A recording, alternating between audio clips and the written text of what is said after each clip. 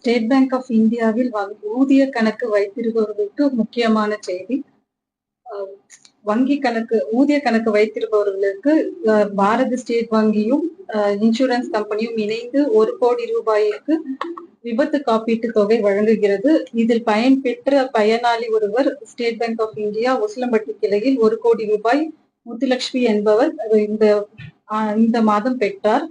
அனைவரும் state Bank of India கிளையை அணுகி ஊதிய கணக்கு ஆரம்பிக்குமாறு கேட்டுக்கொள்கிறோம். இது தவிர ஸ்டேட் பேங்க் ஆஃப் இந்தியாவில் 2000 ரூபாய் வருஷம் கட்டுபவர்களுக்கு 40 லட்சம் ரூபாய் விபத்து காப்பீட்டு தொகை அளிக்கப்படுகிறது.